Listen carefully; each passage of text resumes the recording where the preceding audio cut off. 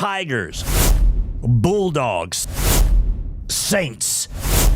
Welcome to DC Blitz, presented by DeKalb County Insurance.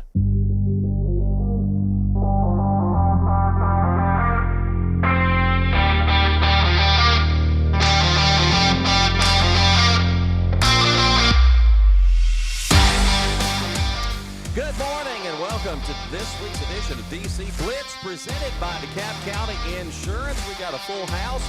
We got a full show. Tom, Kelly, Coach, Casey, we are live from the Harvester, downtown Smithville.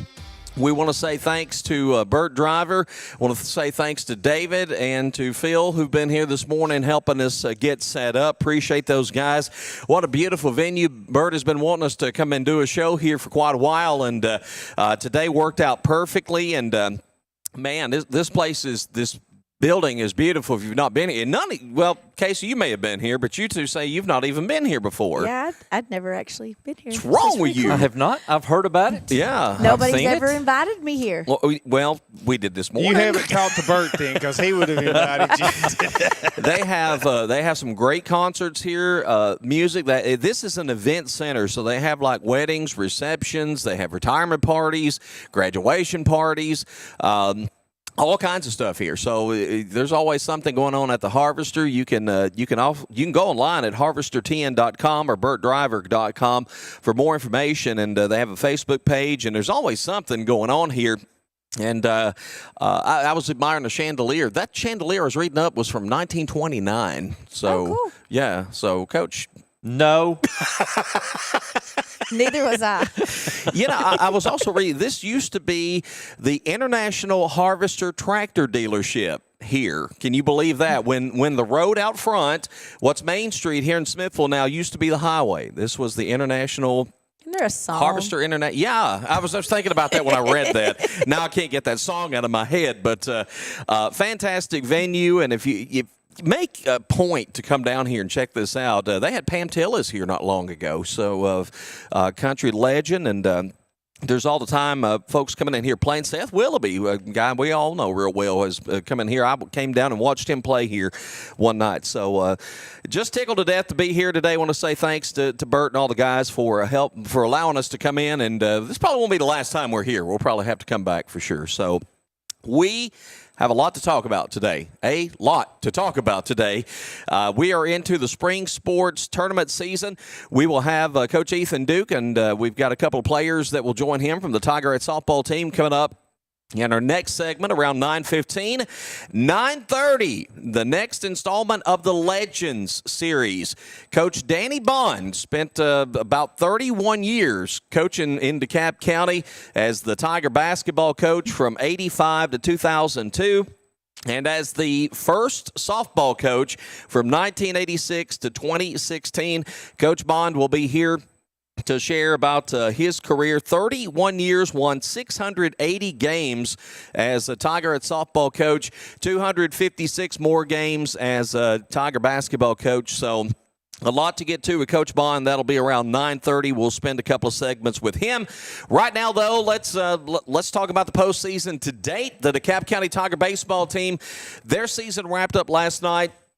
I was stunned that they actually got to play with all the rain that fell, and they, of course, Daniel was telling us they had to kind of wait around for the opportunity to play, but put up a fight against Cumberland County, lost 4-2.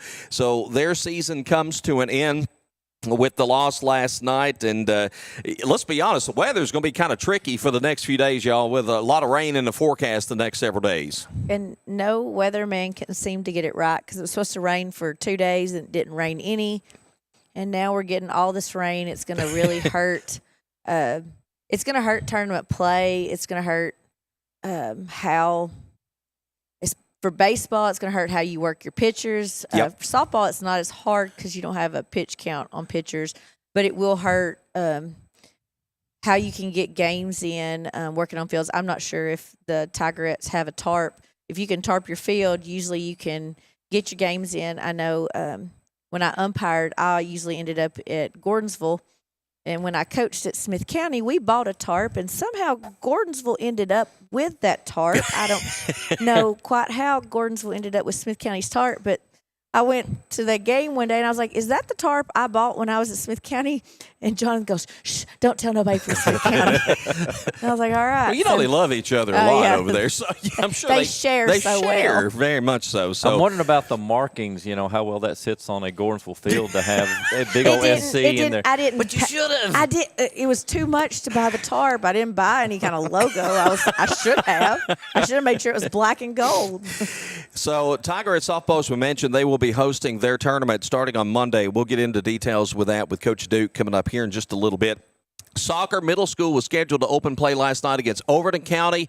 That game was rained out. They have scheduled it for Monday. Now, unless my information is wrong, there will be games back-to-back at Cleparic Field Monday, both with DeKalb County taking on Livingston. The first game will be middle school at 5 o'clock. Second game will be high school at 7 o'clock. If I'm wrong about that, somebody post on Facebook and let us know, because that's the schedule I've got.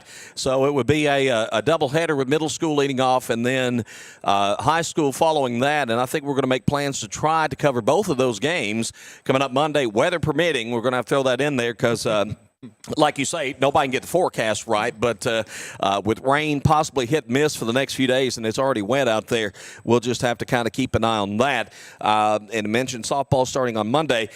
DeKalb West School. I know y'all are dying to talk about that. Yeah, we don't want to say a word. So DeKalb West is on their way to the sectionals. And what happened? Okay, so DeKalb West comes out as the winners. Casey's just chomping at the bit over there. I can already see. They came out of the winners bracket final and made it to the championship game. Upperman comes out on the other side of the bracket as the number 2 seed. Then Upperman elects to forfeit the championship game on Friday, which may have not been played anyway due to the weather. Casey, what happened? You said it. Yep. So, listen, they ended up forfeiting the championship game. There's tons of rumors out there about why, and who knows? I wasn't in that conversation, so I'm not going to speculate on why. I do know this. It's very unfortunate for the kids. If I was a parent for Upperman, I would be very upset at this moment because the plain simple fact is Upperman has a great middle school team. Yes, they do. That game that we played them on Wednesday night, I've been around baseball all my life. It's the greatest baseball game I ever watched. Professionally, high school, rec league, it's the best game I ever watched. And, you hear this all the time about, a team didn't deserve to lose a game. Boy, that was very true that night. Those two teams were complete warriors out there that night. It went 10 innings. It's basically played two full games. Yeah. And, really, there was runs scored in 3 innings of those games. Mm-hmm. So, our starting pitcher is, I guess if you were to, now, I guess you would say he's our number 3 guy. Hadn't pitched in a while this year. Came in and threw a gem to get us even a chance to be even in that game. Upperman, I believe, threw their number 2 pitcher, who is excellent. That kid is he is a really good pitcher. And he come in and threw a gem. And it was really funny because the runs were all scored in the 3rd and 4th inning. Mm-hmm. So or the 4th and 5th inning. And so Upperman comes and scores 2, and you think, man, I never knew a 2-run lead to be so overcomable, But true to form, our guys come back, scored 3 in the bottom of the 4th, and then with 2 outs, they were able to get a run across the plate on us in the top of the 5th, and that was it until the 10th inning. I've thought about this. Kelly, I know, has. You look back at that game and you want to say, who was the hero in that game? and obviously, Maddox coming in and hitting that last hit to score the run makes him a hero. But then you think about Colin Donnell, who come out of nowhere, been on the shelf essentially for, a month, and to come in and throw a game like he did. Well, And Brantley Brooks. Yeah. to come in, who has thrown 2 innings the entire year, throws 5 innings of shutout baseball. Who would have seen that coming? And then you have other folks, Gavin Frazier in center field, who making major league level catches out there and gunning people out from the outfield. You could go on and on and on. Every person on that team that night did something to help us win that game. I 100 absolutely agree, because I even was thinking about it, going into that 10th inning, Colin makes a great hit to get on first base. They end up walking Gavin. Xander makes what we all, oh my gosh, he hit into a double play. But when he hit it to second base, the only play they had was that double play, which left Colin available to go to third and be in an easy scoring position. And then, Maddox gets his hit, which gives us the easy score. But, I was watching these kids play, but I was watching, and being a coach, I see other things. I was watching kids. There was a time Colin batted. He was on base or something, and he was pitching, and he was coming off the field. Well, here was one of his teammates. They had his glove and his hat, and they walked out to the field and had it so he didn't have to walk all the way back to the dugout. Like, there was another kid suited up the whole night in his gear to help Reed out to catch the pitcher, so Reed didn't have to hurry up. These kids had every other kid that was on the field. They had their glove, their hat. At one point, the concession stand shut down, and I luckily, for some reason, had just brought extra Gatorades, and I'm tossing them over the dugout, and those 6th and 7th graders that were in the dugout, they were handing them to the other 8th graders to make sure, because, it was hot that night. And I was like, make sure Reed gets one of these, because he caught all 10 innings. Reed did not have the best hitting night. I said he had actually left his pants at the field, and I grabbed them. And I said, I think I washed all the hits. I was like, I will never wash those again. But funny enough, his mama put him in the wrong pants that night. He was wearing a size too small. Sorry. It was probably, That really helps when you're catching, though. Made him sing tenor well that evening. So. But, he caught a great, he did a great job. And I think, for the most part, Coach Norris lets those catchers call their game. And he did a great job calling the game. It didn't take 10 of them. It took I think there's 18 on the team. Yep. It took all 18 kids, because I'll tell you right now, all 18 of those kids were cheering in that dugout, and they were keeping their teammates up, and that was truly a team win. It was the best. The fans from Sparta that were waiting to play, they were like, this is the best game. They was like, this is going to be better than our game. They were excited to see the game. I'll tell you, there's one other person, or really 3 other people that we forget about that played a crucial role in the success of this team, and that is the coaching staff. Coulter Norris ought to be coach of the district of the year or whatever. For that little kid to come in here and be a first-year coach, now, he inherited a lot, okay? Nobody deny that. But for him to come in here and to out-coach other teams in our district, and let's just call it what it is, he out-coached and out-thought a lot of other teams in our district, especially on the way that he handled his pitching staff. You talk about a kid who knew his team. He knew what he had on that team, and he set up a master class to be able to go through a tournament with the staff that he had. And I tell you what, Matt Quarles, I know, has played a huge role in that, in helping advise him. and along with Paul Miranda, they have all formed a group.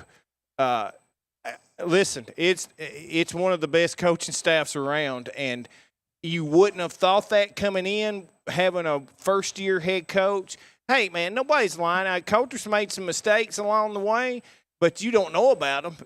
That's how good that coaching staff is, and that team loves them. Yeah. They play for them as hard as any team I've ever seen play for a coaching staff because they love them all, and they don't want to let them down.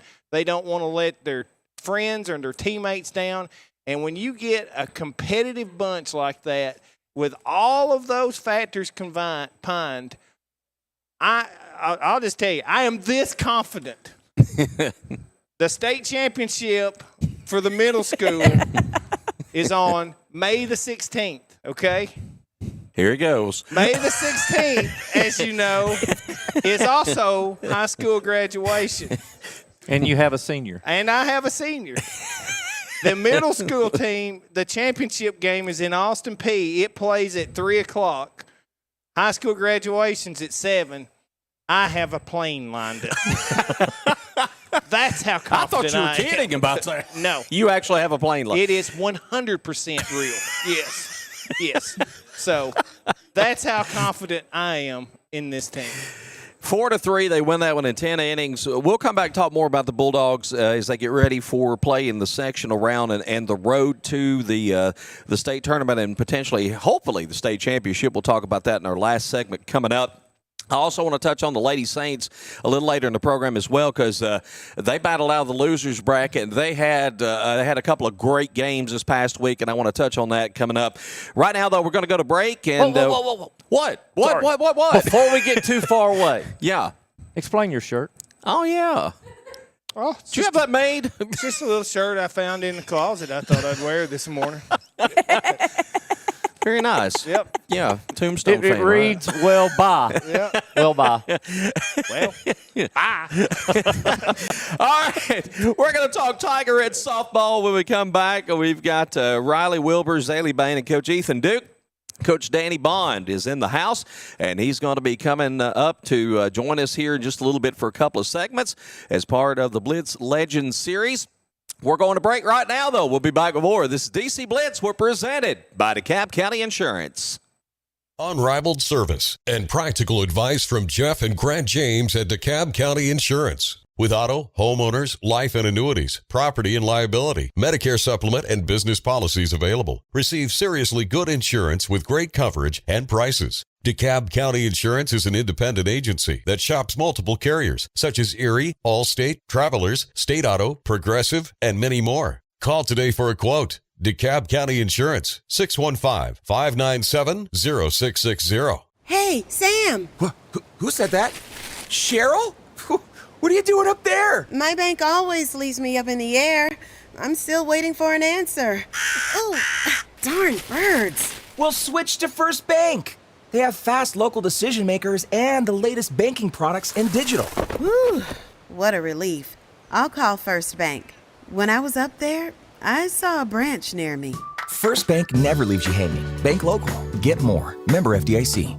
As first-time home buyers, navigating the real estate market can be both exciting and daunting. At Farmhouse Realty, we understand your unique needs and are dedicated to guiding you through the process with ease. With our extensive knowledge of DeKalb County and its surrounding areas, we can help you find your dream home or sell your existing property at the best possible price. Give us a call today at 615-597-FARM. That's 615-597-3276 or check out our listings at farmhouserealty.org.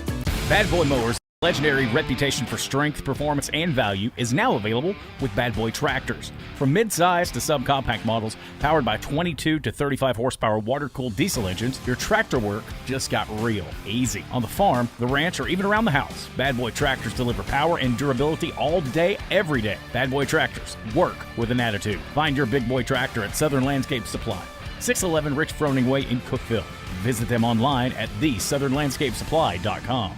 Ranger Brake offers made in the USA, assembled in the USA, and world-sourced brake lines so that they can meet all levels of market demand. That helps them maintain a good, better, and best approach to giving customers the options they need to succeed with ease. Ranger Brake has a second-to-none qualifying process which ensures each and every product is certified before it's actually sold in the USA. By providing qualified products that are tested in the USA, Ranger Brake is doing their part to keep it safe out on the roads. Ranger Brake, proud supporters of all DeKalb County athletics. Prompt, professional, and courteous healthcare services. That's what you find when you visit Good Health Family Clinic, 414 East Broad Street in Smithville. When you're on the go, you can't afford to be sick. The staff at Good Health Family Clinic is committed to getting you back on your feet and feeling better as soon as possible. They are locally owned, so you know you're being helped by people from right here at home, who you know and trust. Good Health Family Clinic accepts most insurances and is currently accepting new patients. Call to schedule an appointment, 615-597-4432. Good Health Family Clinic. Your family's good health is our mission. In a world of bank mergers and acquisitions driven by the bottom line, Wilson Bank and Trust remains focused on serving the community. We're local. We're independent. The people who make decisions and help you at the window are your neighbors and friends. As your local, independent bank, Wilson Bank and Trust takes a personal approach to business by providing customized banking needs while staying committed to serving our communities across Middle Tennessee. Let our team of local banking professionals show you the hometown difference. Wilson Bank and Trust. Equal housing lender. Member FDIC. Are you ready to elevate your commercial space? Look no further than Taylor's Construction. With years of expertise in the industry, Taylor's Construction specializes in all aspects of commercial construction. Whether you're planning a new office or any large-scale project, we've got you covered. Our team excels in drywall installation and metal stud framing, and we ensure precision and quality that meets your highest standards. Ready to start your next project? Don't wait. Call us today and experience the Taylor's Construction difference. Call 615-684-5068. Smithville FBC is proud to support DC Blitz and all DeKalb Sports. We have a place for you to call home on Sunday mornings and Wednesday night. We have nursery available. Pre-K through 5th graders are welcome to join Faith Kids. 6th through 12th graders are welcome to join FBC students, and everyone's outside of that is welcome to join all of our adult ministries. We meet Wednesday nights at 6, and Sunday morning small groups begin at 9 with worship at 10. Join us at Smithville FBC. It's a place to call home.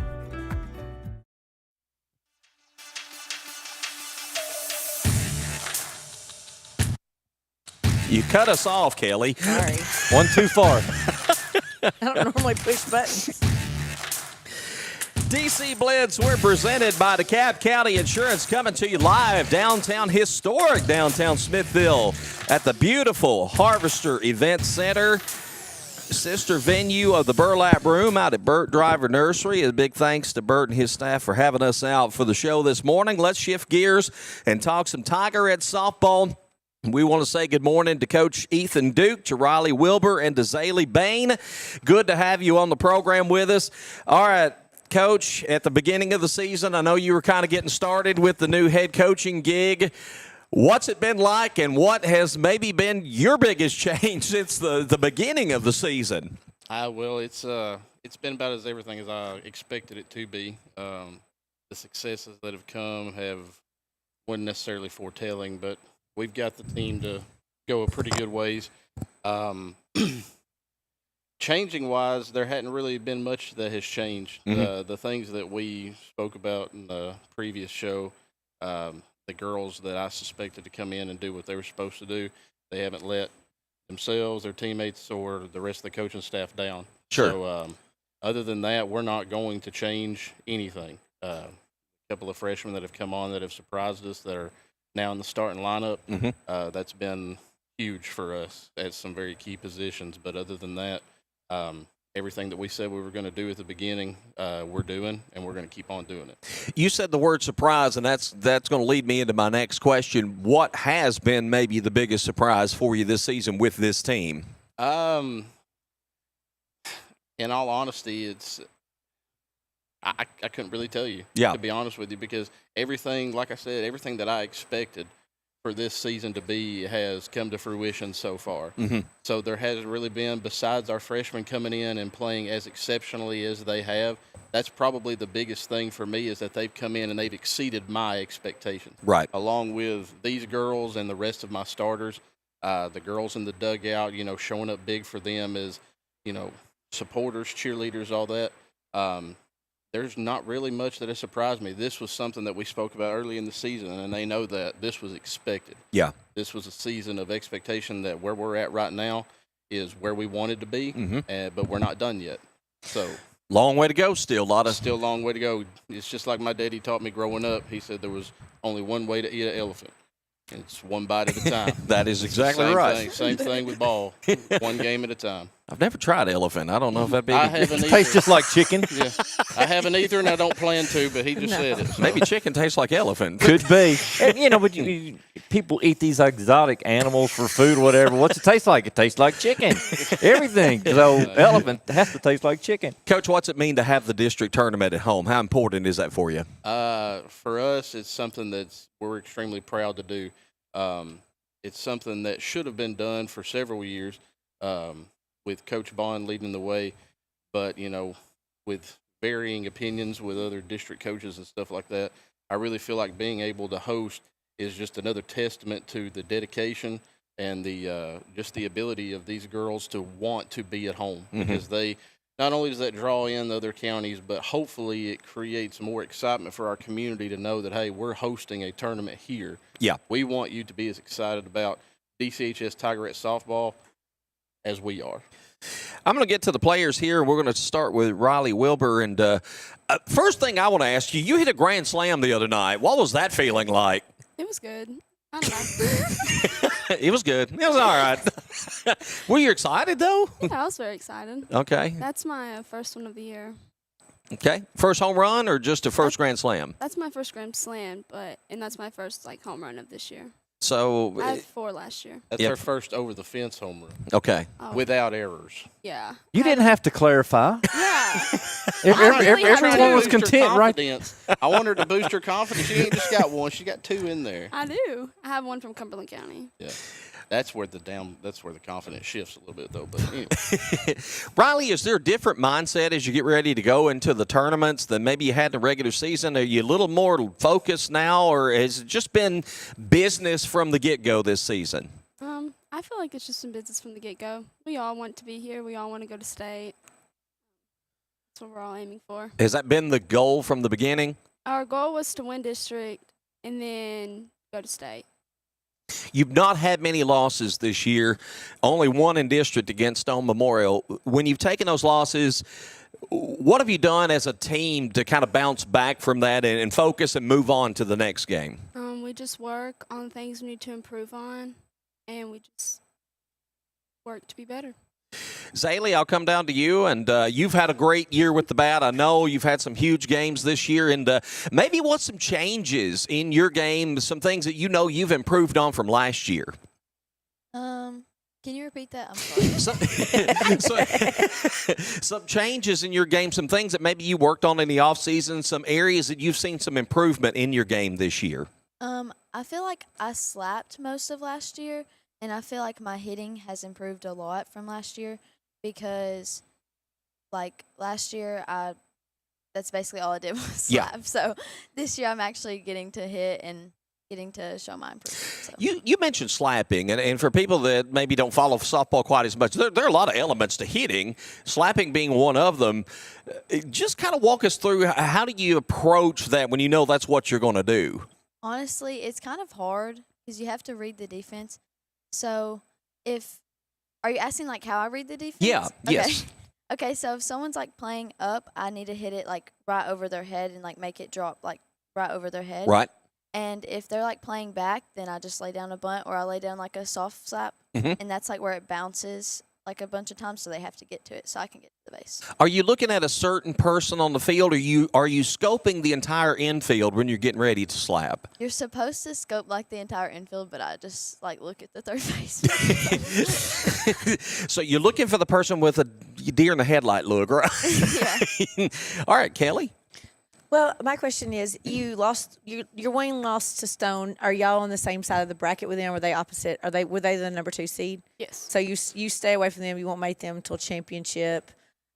Is that basically your only competition, or is there anybody else that's kind of you're kind of wary of in the tournament? Livingston has really come on at the very end of the season.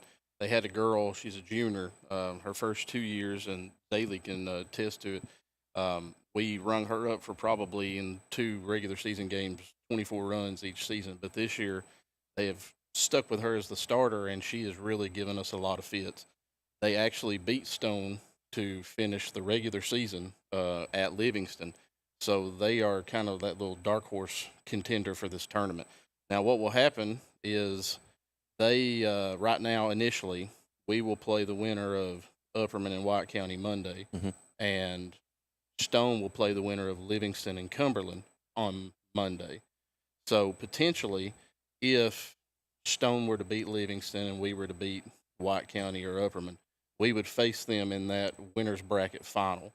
So we would get a chance at them again before the actual district tournament championship game. So when do you have to have your district play completed?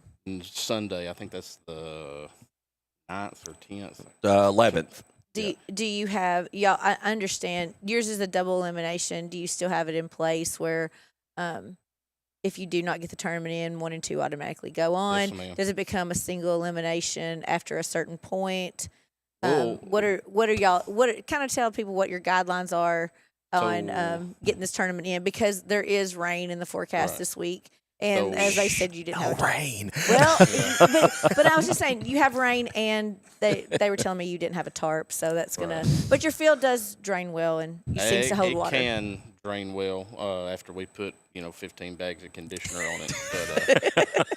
But that'll kind of be for us to decide once it gets closer to time. Last year, it happened kind of the same way when Upperman hosted.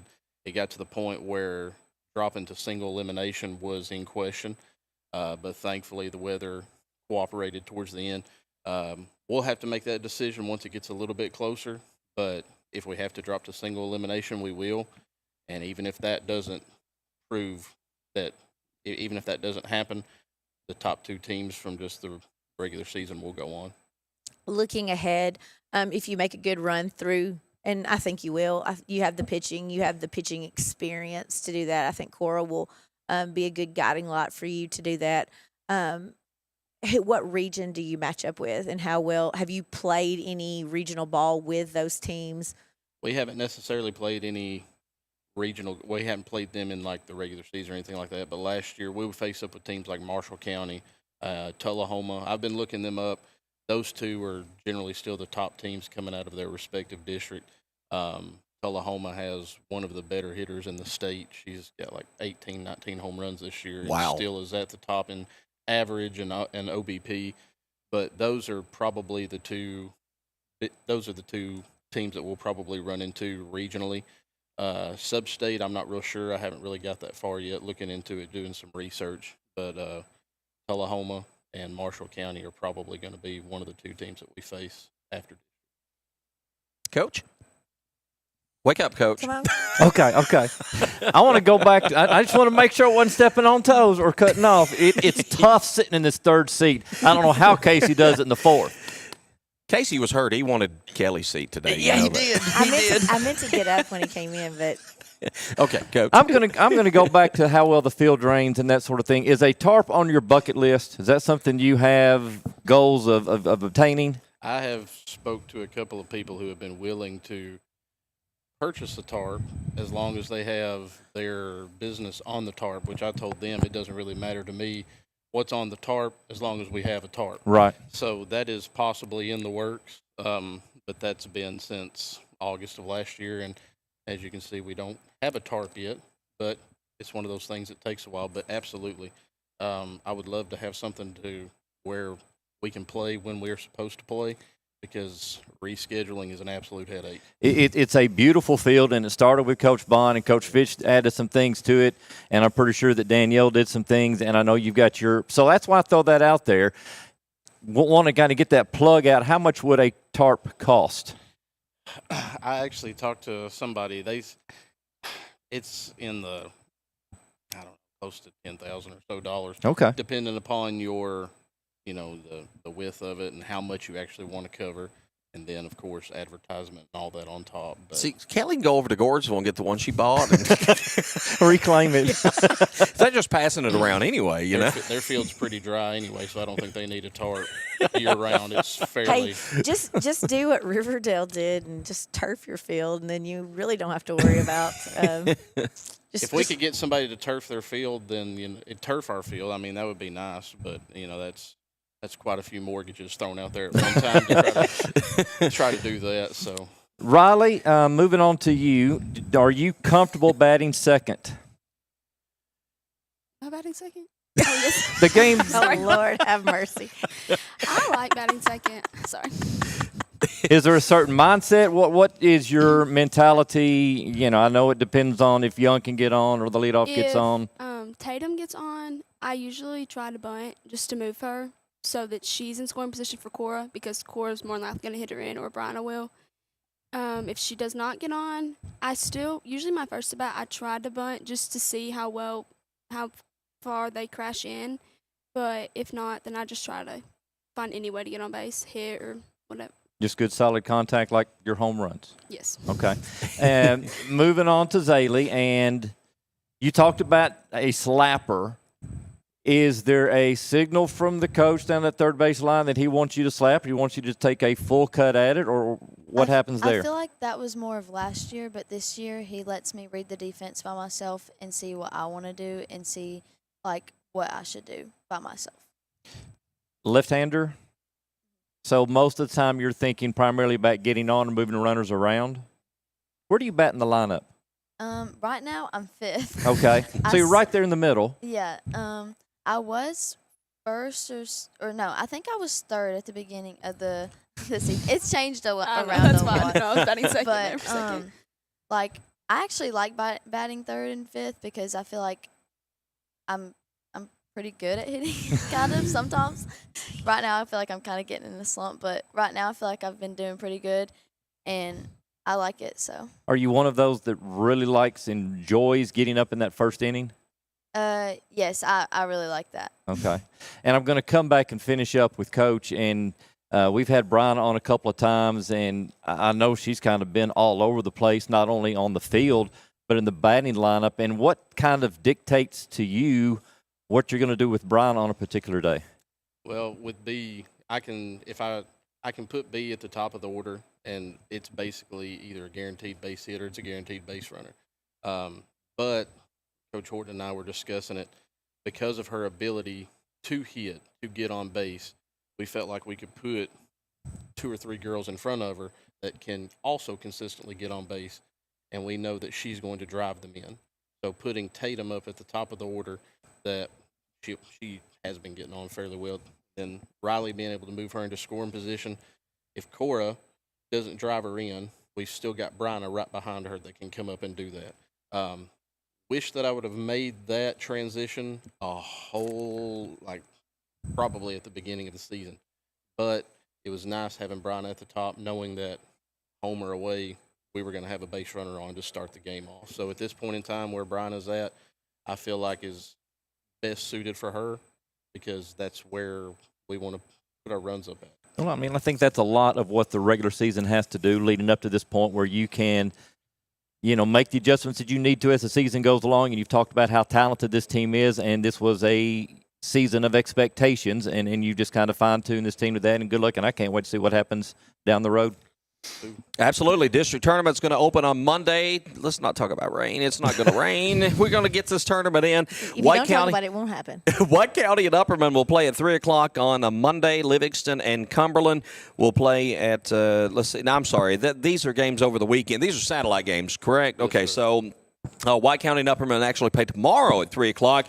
Livingston and Cumberland County are going to play in the rain at 5:30 today. So if they get all those games in, what happens if that don't happen? I guess that's the biggest question with there being rain in the forecast this weekend. We'll have to address that probably Monday. We may just have to change bracket games, push them back a day, let those 2 satellite games take place on Monday, and then go from there. Any with potential? what the weather gives us. Yeah. Any potential plan on Sunday? If it comes down to it, absolutely. Okay. We'll use the very last day if we have to. Okay. Well, as of right now, DeKalb County is scheduled to play Monday at 5 o'clock against the winner, White County Upperman. The winner's bracket final would be on Wednesday at 6 p.m. The championship first game, and if DeKalb County's their hopefully only game, would be on Thursday at 6 p.m., and then a second game, if necessary, Friday at 6. And we'll have all the details on this coming up on our Blitz Facebook page. Coach, ladies, thank you so much, and good luck. We're excited about this week. All right, we have got Coach Ethan Duke and Rylee Wilbur and Zayleigh Bain on this segment of the Blitz. When we come back, we will turn to the Blitz Legends Series. Coach Danny Bond is in the house. We'll spend some time talking about his great career. When we come back to DC Blitz, we're presented by DeKalb County Insurance.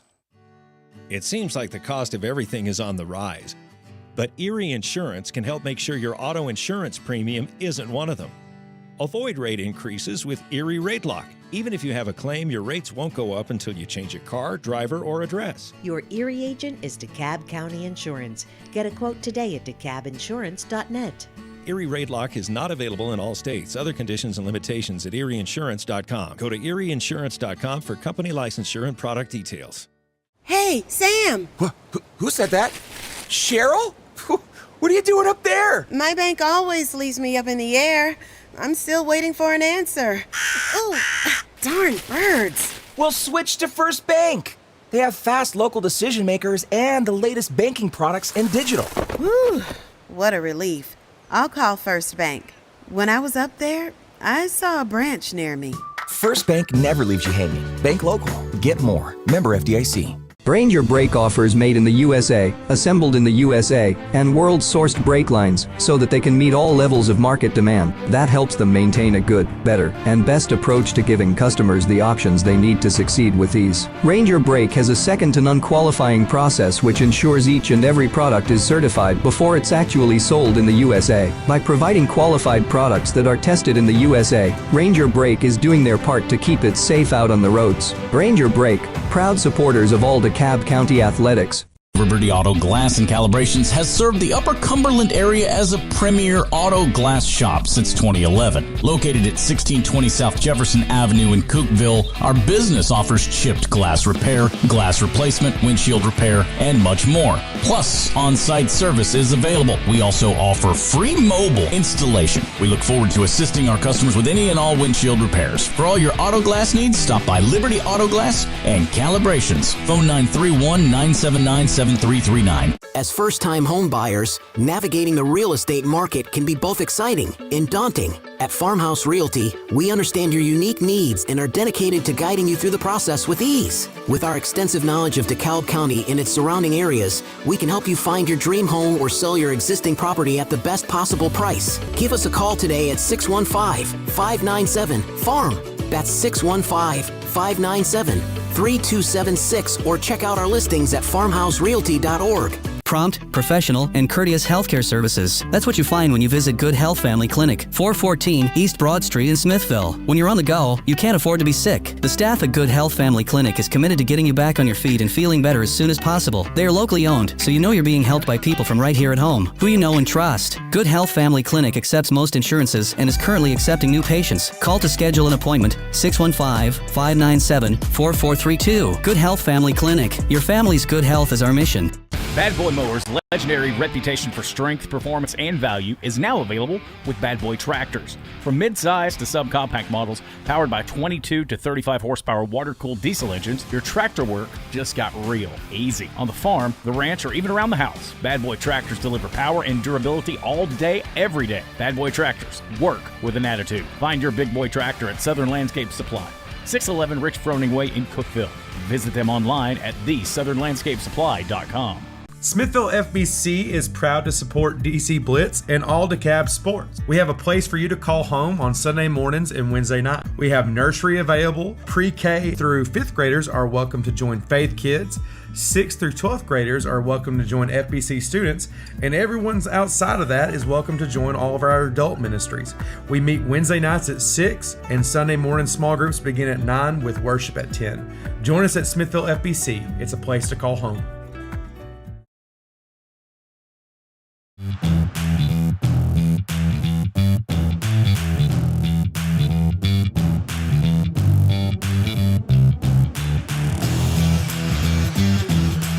That's fine. That's why I leave Kelly in charge of the buttons, because I can't do anything right.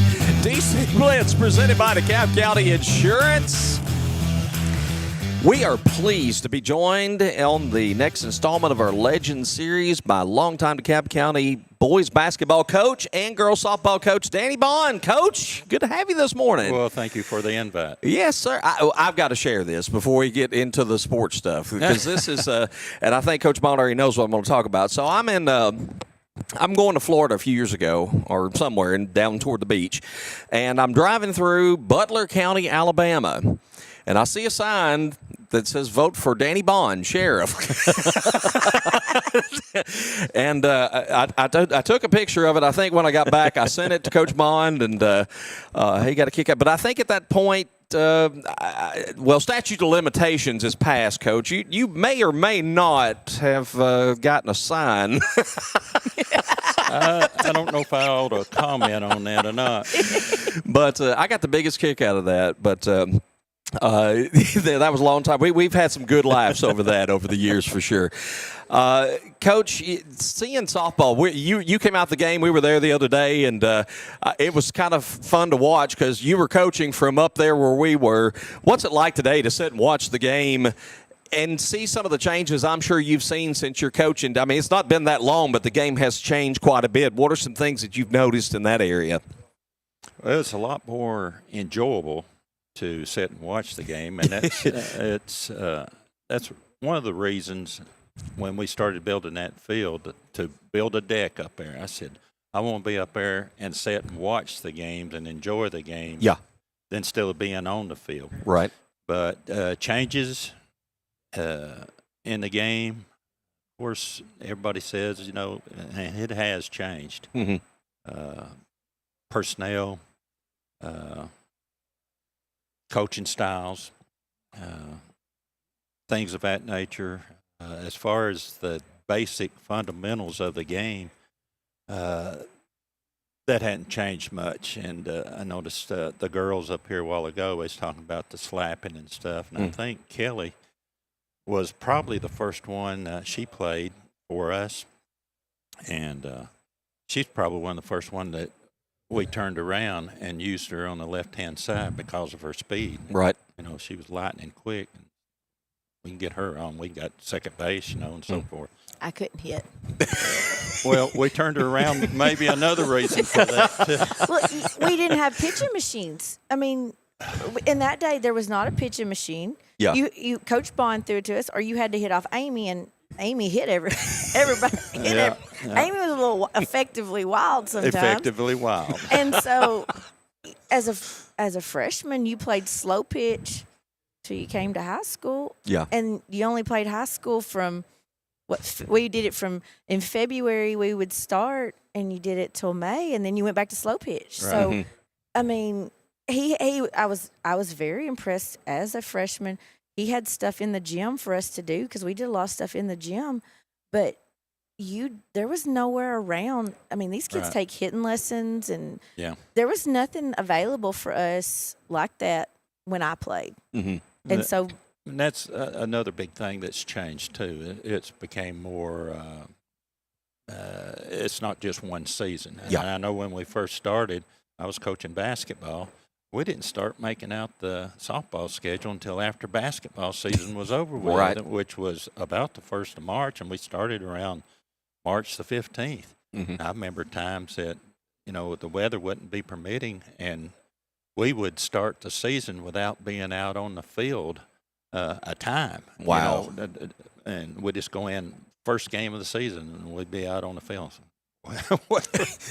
But the changes, like Kelly said, slow pitch, and that's kind of a good thing. And then it was kind of a bad thing. A good thing was we could get the girls, and they didn't have any idea of what fast pitch was, and some of them was reluctant about, I don't want to go to that. And of course the pitching wasn't that dominant back then, but it all worked out as far as the pitching.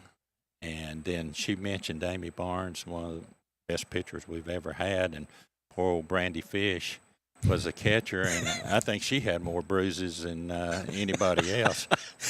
I would have to mention one time that we was playing York at I remember home, this. and Amy, bless her heart, good as gold, wouldn't hurt a mouse or a fly or anything, kill a fly, and effectively wild, as Kelly said. She wound up, and boy, she hit one of the first batters at York, and York was tough back then, and hit the batter in the helmet, and Amy would throw it pretty good. And after that, boy, those batters, they'd back out of the box, and we ended up winning the game, and it wasn't intentional or anything. And Amy, I think, started crying out there on the pitcher's plate. I said, it's all right. Coach, going back to when the program began, what started? What was the groundwork that got the softball program started at DeKalb County? Well, I remember DeAndrea Foster really started pushing to have a fast pitch team, and we didn't have any money. We didn't have coaches or anything like that. And that was my first year as coaching boys basketball. And Mr. Ernest Ray, came to me and said, would you be interested in coaching fast pitch softball? And I said, well, I played slow pitch and stuff. I said, I can try it. Yeah. But, and see how it works. And so we started it, and that was in '86. Spring of '86. I started coaching in '85, '86. I was at the West School 5 years prior to, I believe it was. And when it started, we didn't have any equipment. We didn't have any uniforms. And I think they finally got us $500 to start with uniforms and equipment and things. That didn't really have a place to play. And we kept those uniforms. I know what you're going to say, Fun Kel. fact, I wore those uniforms in 1995, 96, 97, and we 98. still had them the day that I left softball. Wow. We didn't wear them. We had them in a little crate. But we went to Red Turner, and that's when Red Turner had a sporting goods store over in Sparta, and he gave us a deal on the uniforms and the equipment and things of that nature. But we got on the field, started playing at the old Bill Page field over there, and just about before every game, we would pick up rocks off that field. And for people that didn't remember, back when it was a football field, it was a rocky football field. Yeah. I remember Duber Miller said he used to play football there. And he said they go out there and they'd be cut and scratched and everything just from the rocks. But, Wow. We started over there and ended up that year playing Livingston in the district tournament. I think we won the regular season, and that really made Livingston mad because they ruled the roost back then. And we ended up winning the district tournament. And the first year that we was ever had a team or anything like that. And boy, Danny McCormick coached at Livingston. Boy, we butted heads for years, because he didn't like giving up that throne, or anything. Yeah. But that's kind of how it started. I mentioned DeAndre Foster. There were some other girls, too, involved, and some parents and stuff wanted to get it started, and finally got it started. And what was it? What was the game like? Because I remember my early days of calling games. There were a lot of runs, and it seemed like more of a slower pitch than an actual fast pitch at that time. Yeah. Well, our first pitcher was Tammy Hayes, and she was a good athlete. And she didn't throw the windmill. She threw what they call a slingshot, and that's how I used to pitch batting practice, which I'm feeling the effects of now in my neck. Oh, no. Yeah. But Tammy Hayes was the first pitcher, and she did a fabulous job. And the game was based a lot on defense. Right. And because it was slower pitching. But if we made it to the region or sub-state back in those days, of course, we would face faster pitchers, or if we go into tournaments, weekend tournaments and invitational tournaments and stuff like that, we would face pitchers that would throw smoke, you know, and at least to us, it looked like smoke. Right. Yeah. And, but the game defensively and a lot of it more offensively, but around in our area was just a bunch of the, starting teams and things of that nature in the district. I remember Jackson County and York, Livingston, Smith County, I believe. Sparta, I think, was in it when we first started. It was about 6 or 7 teams. Yeah.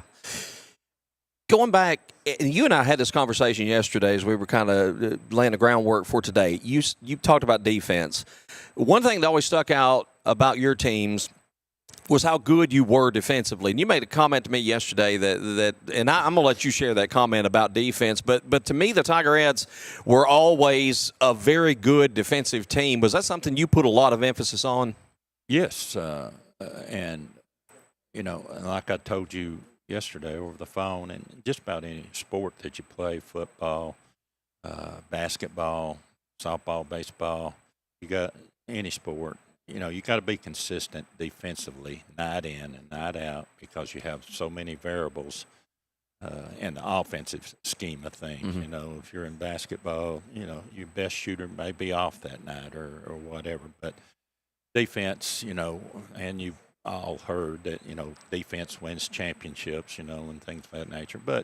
And I think the game has changed a lot, producing more runs, producing more points, 3-point shot, make it more exciting. And Savannah Bananas, I think, making it more exciting. By the way, they're coming to, I'm not trying to plug them or anything, but they're coming to Bridgestone here pretty soon, I believe.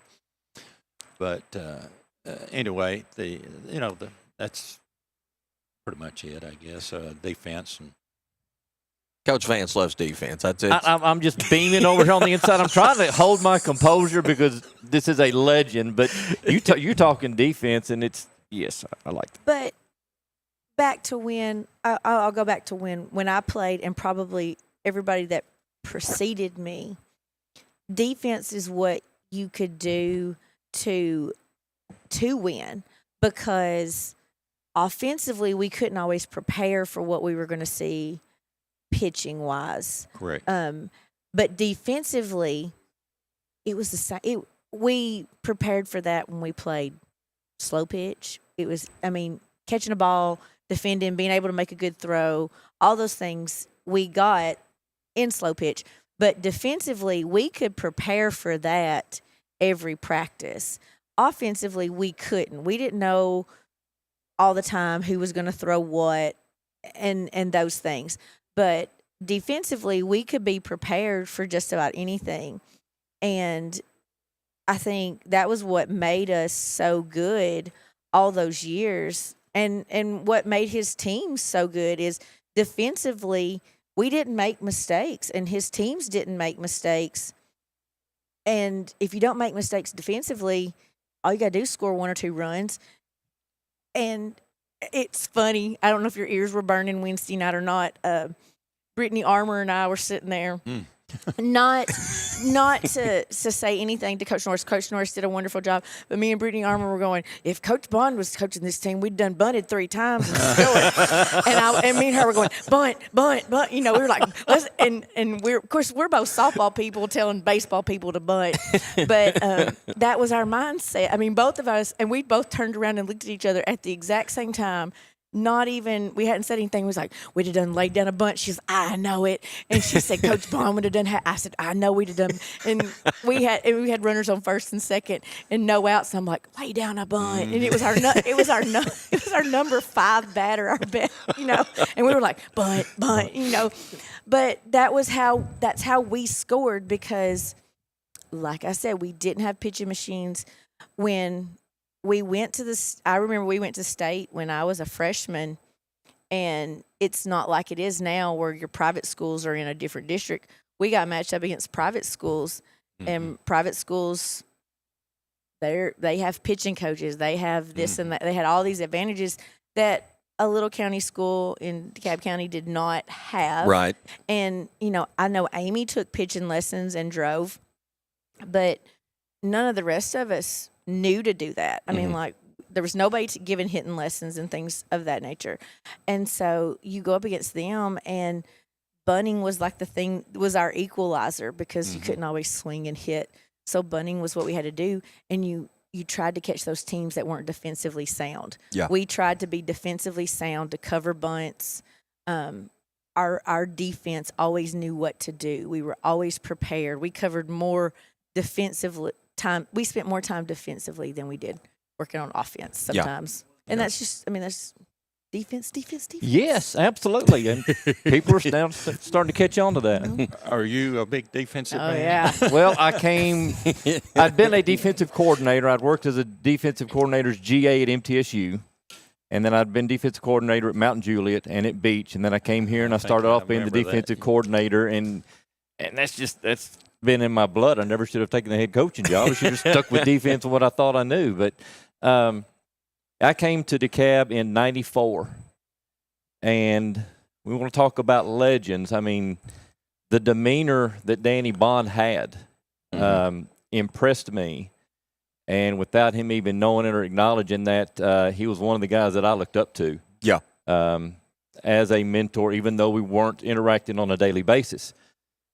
But it was, first of all, Joey Reed with football, and we were right down the hall from each other. And at that time, you had Red Foster, who was the girls' basketball coach.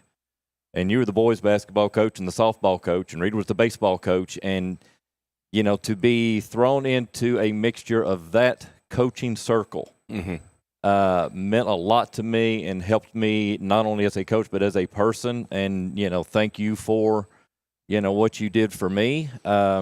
When I moved I'm outsider, big city, moving down to Smithville in '94. And I appreciate that. And I want to get back to the field because I know you, and when you designed or you came up with the thought and the idea of what you wanted as a field, a softball field, and you've already talked about your 2-story building where you got concession stand and locker room and all that, and you want to be able to come like you do and sit up top. What does the field now compare to when you first envisioned it out on paper? We built that in 2001, and I had a vision, but the main thing, Mike that worked for USDA, he came out and helped us, grade it, and the road department came in and brought truckloads and truckloads and truckloads of dirt, and they got it from north side where they was building a new school over there, and they was bringing it over just truckloads, and they had a good grader man. It was Mr. Washer, a good grader man that would grade that back and forth, and then we brought dirt in from Huntsville, Alabama, actually, and Mr. Turner, that was director of schools at that time, said, we brought in 120 tons, I think, and Lewis knows, and I forget the other guy that had trucks that could go out of state and go get that dirt and bring it in, and then we had it laser graded to a turtleback tapered, I guess, so it would drain, and we had it just came together. The vision of it was to eventually, and that's what I told Fish when I left. We got to talking. I said, I'd like to see stadium seats on both sides, and his idea was to build a hitting facility and stuff, which was great. We needed that forever because we used to go downtown and everywhere we could just to hit during the winter or whatever. And he built the hitting building, and then he added on the dugouts and stuff, and Danny Fish did a heck of a job of enhancing what we'd already developed there. And I remember Dewey Duke, they put up the fences and so forth. Earl Jared, that was maintenance supervisor at the time. on his time only, Gary Kapelinger, which is the building trades guy now. At the time, he was on, this private contractor, and he brought his workforce out, and they gave us 60. They didn't give it to us. We started with $60,000, and we put up lights, we put up fence, we brought in the dirt, built the concession and all that. And for under $60,000, we had about $5,000, and the lights. And Earl Jared was a big, and I remember a bunch of days that we was out there digging trenches to lay line and all that stuff. But the envision, and and I tell people this all the time. At one time, that field was the nicest field in the county. It was the nicest field in the mid-state, and I would pit it against any field in the state of Tennessee, and it's a nice field. We try to, and I'm glad that they are getting an opportunity to host the district tournament out there. Coach Vance brought something up the other day, and I do have to ask this question. Why is there a gate up there on the platform? I asked him Tuesday. You just didn't get the answer, but go ahead. Well, we put the gate, it's a swing gate that opens up. Before you can see it, and it partitions off, and it comes right back, and it comes right up next to the building itself when you open it up. And that's if we ever wanted to put a hot tub or anything like that up there on the deck. And no, that's anything. If we ever wanted to put something heavy, we could lift it, with a forklift or something, and put it up there and carry it. Because the steps and the stuff, and you could open it up and film, or like y'all did. Y'all could have opened that up the other day, I guess, but you just have to be careful about falling off. Yeah, well, let's not talk about falling. Well, you do. I'll have to tell this, and I think I'm telling this correctly. He'll correct me if I'm wrong. That was his second field to build. Because if I'm not mistaken, him and Daddy built the baseball field at the West School. Really? I did not know that. It was a softball field we built, but they developed it. They built a softball field, and then when they decided to have that junior high, when they wanted a junior high baseball team, they said, we'll do it at the West School because they already have this field, and we'll change it into a baseball field. And it used to always be it was always a softball field when I was a kid. We actually played softball tournaments there, and I think Sam McMillan's group I think Jeff McMillan and all them are the ones kind of that got all that. It had been around when Coulter was actually maybe probably 5th or 6th grader that they made that into a baseball field to have the junior high baseball team. But I remember him and Dad because y'all got the DTC set the poles for the lights. Got them from the old Alexandria softball field down there, moved them down there. Of course, Danny Parkinson had a lot to do with that. I remember borrowing Ralph Rowland's big old tractor with a blade on the back and trying to level it out the best we could because it kind of went up. Yeah, it still kind of goes uphill. It still goes uphill, but it looks good. Yeah. Oh, yeah. Today, Coulter's enhanced it, and it really looks good and stands out. Yeah. If I'm not mistaken, the middle school adopted the design that your press box concession stand has when they built their field. That's one level. They haven't gone up yet. While I'm doing plugs, the tarp for softball, we're doing plugs for the middle school softball field. It needs some money to get it's looking like the high school field. I know it's going to take some time, but I'm plugging today. Well, and what people don't kind of understand, and we were talking about this too, if you could ever get the 2 softball fields, now the junior high field's a little bit small to host, but you could almost host some You get one more field if the county ever built another good softball field, you could host some tournaments. And when you can start hosting tournaments, as an umpire, I worked the Riverdale tournament, and I jokingly said the Riverdale field is turfed. The reason the Riverdale field is turfed is they host a huge tournament every year where 40, 50 teams come in from all over the country, and I do mean all over the country. They come from mostly up north. They'll come south because it's usually in March. But they'll come and they'll pay this ungodly amount of money to play in this tournament, and that's how they have turfed their field. So they almost have no rain-out games, and that's how Riverdale they have a nice indoor facility, nice turf fields. I mean, they have, they're the cream of the crop in Rutherford County as far as what they have, but it's because they have this huge tournament.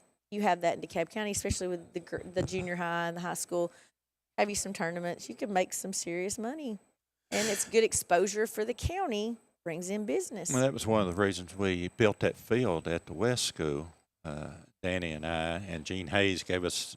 She was the principal at the time. We was wanting to try to make some money for the school, and we could host tournaments back then. Slow pitch.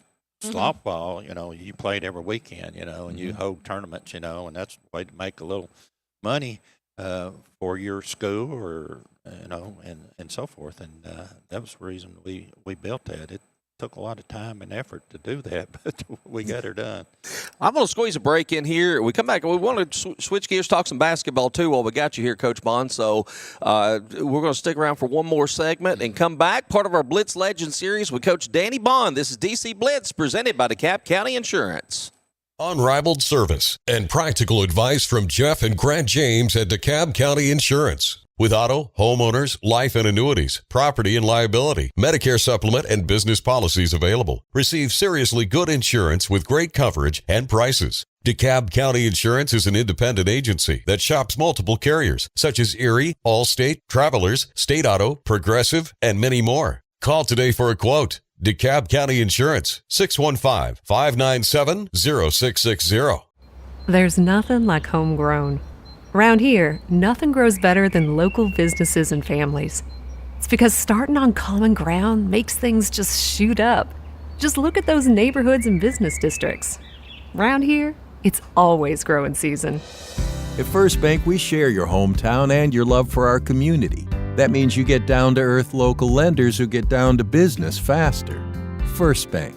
Bank local, get more. Member FDIC.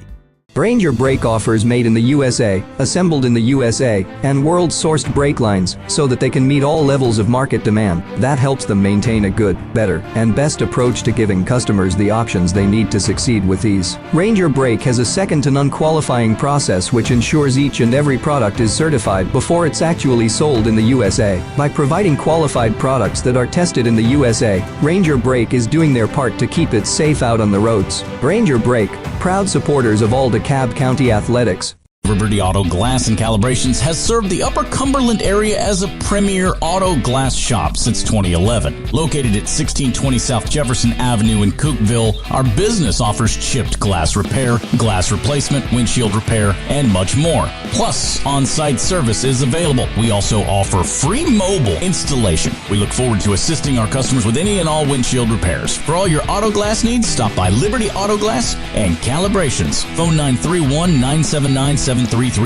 As first-time home buyers, navigating the real estate market can be both exciting and daunting. At Farmhouse Realty, we understand your unique needs and are dedicated to guiding you through the process with ease. With our extensive knowledge of DeKalb County and its surrounding areas, we can help you find your dream home or sell your existing property at the best possible price. Give us a call today at 615-597-FARM.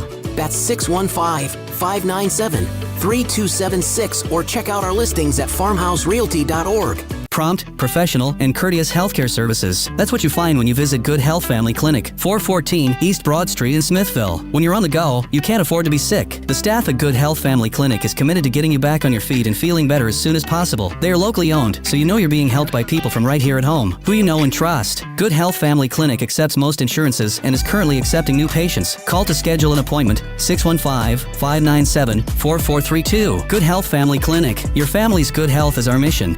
Bad Boy Mowers' legendary reputation for strength, performance, and value is now available with Bad Boy tractors. From mid-size to subcompact models powered by 22 to 35 horsepower water-cooled diesel engines, your tractor work just got real easy. On the farm, the ranch, or even around the house, Bad Boy tractors deliver power and durability all day, every day. Bad Boy tractors work with an attitude. Find your big boy tractor at Southern Landscape Supply, 611 Rich Froning Way in Cookeville.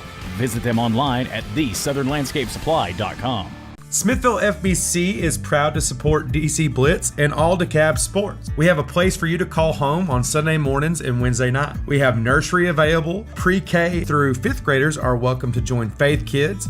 6th through 12th graders are welcome to join FBC students, and everyone's outside of that is welcome to join all of our adult ministries. We meet Wednesday nights at 6, and Sunday morning small groups begin at 9 with worship at 10. Join us at Smithville FBC. It's a place to call home.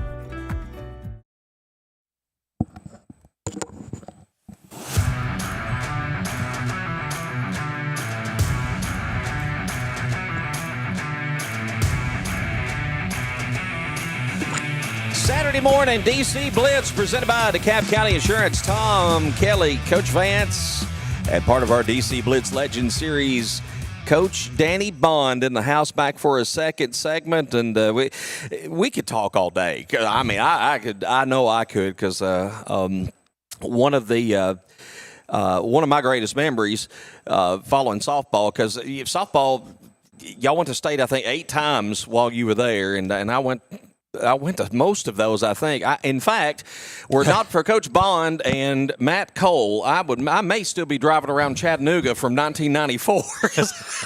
I got down there and I was lost as I could be, and I just happened to run into Matt, and between him and you, that's the only reason I even found where the games were and everything else. I was just a dumb kid down there, and a lot of great memories there.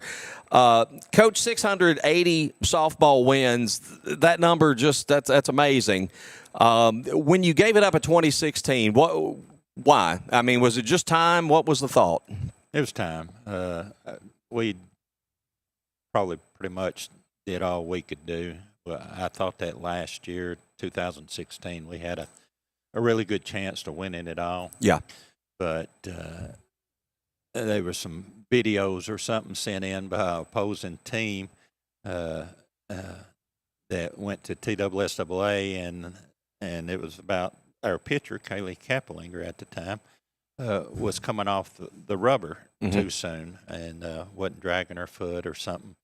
And TSSAA really, I guess I can talk about TSSAA now. We do. We do all the time. We don't hold back. They're good. Yeah. And, and I sit on committees and stuff with TSSAA, and they do a heck of a job. But all the umpires were told on their way up to the district tournament, state tournament that we were in 2016. We went 14, 15, and 16. And like I said, I thought in 16 we had an excellent chance to win it. But they said concentrate on the girl from DeKalb County, Kappelinger, coming off the rubber too soon, or crow hopping, or illegal, or whatever. And there were several. Did you cover? I didn't cover it that year.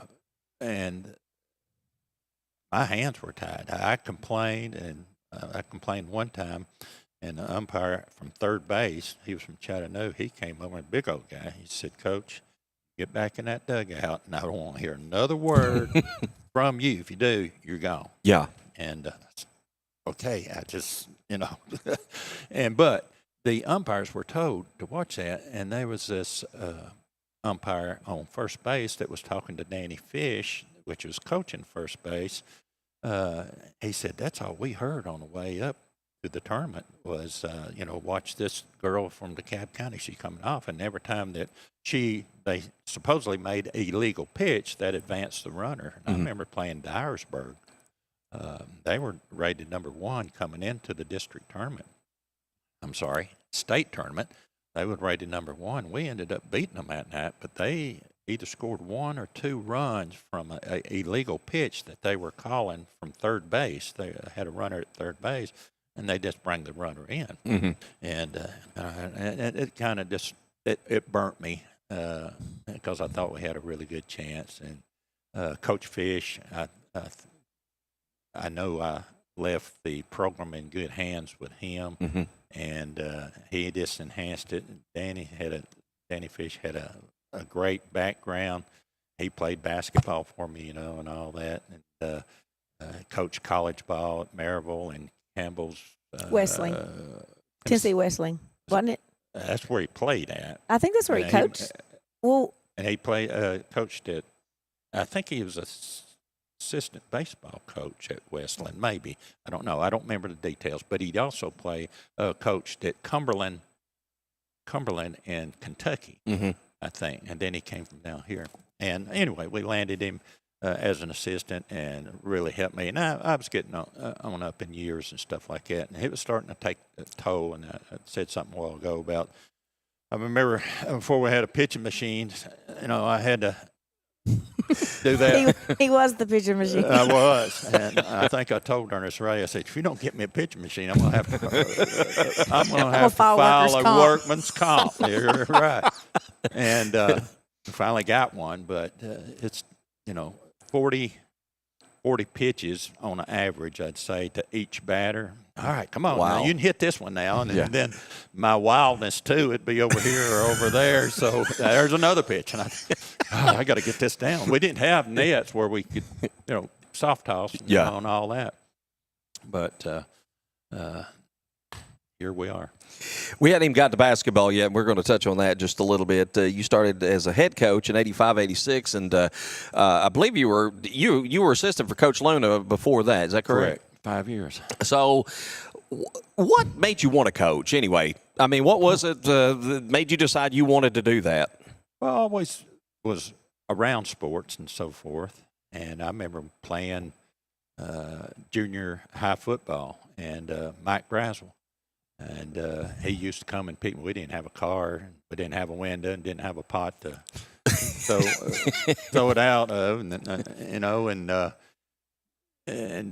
Mike Brazel would come and pick me up at junior high. And then I played for Billy Fitz in the Little League, and I like sports. And I got, I went through and played high school basketball for Coach Luna, and that's what I knew to do. Yeah.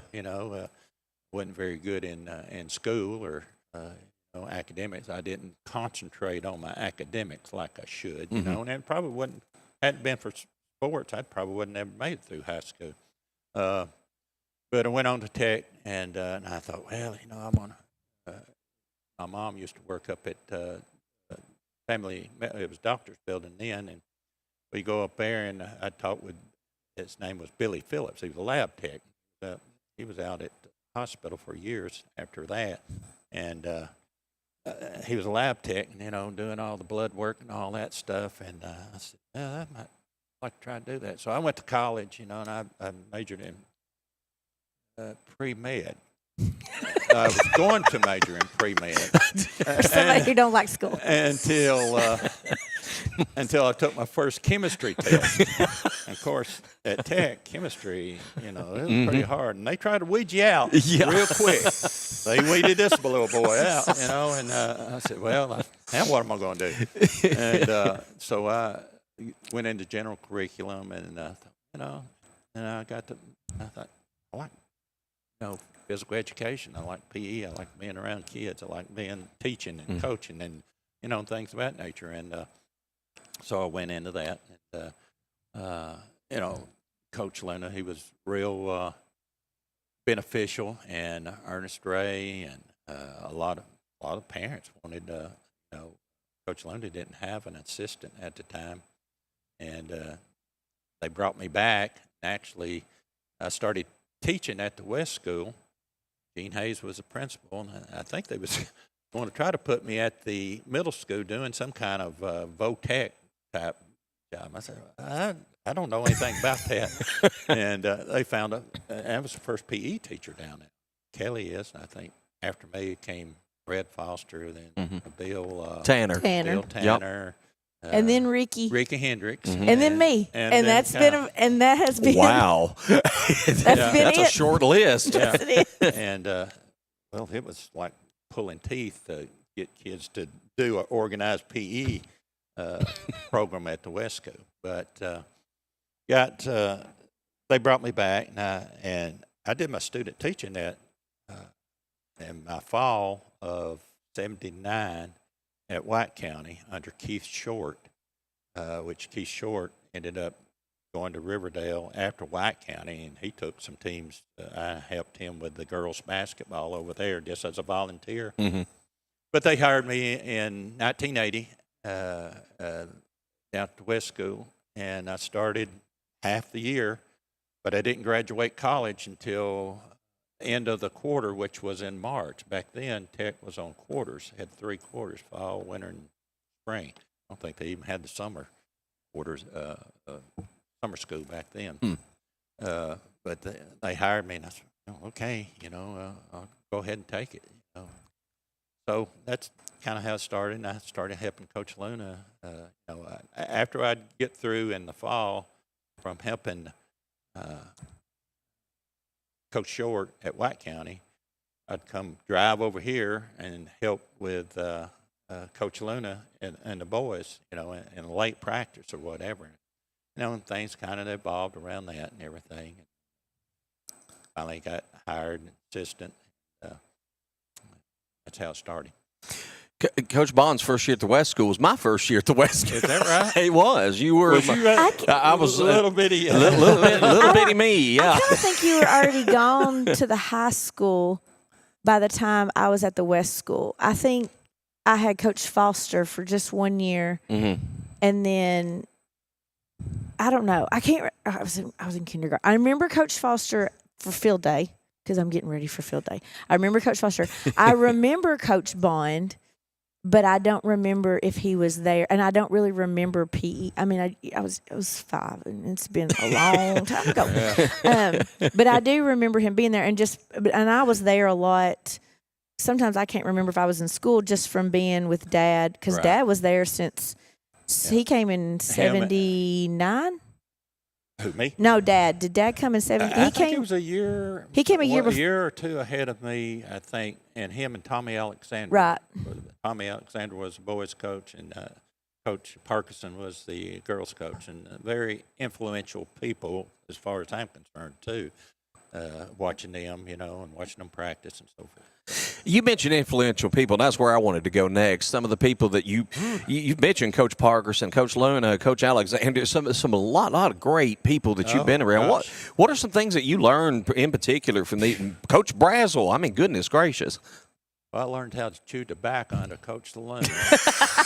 I could see that. Yeah, and chewing tobacco was a big thing back when we was coming through. I don't know if I like this or not.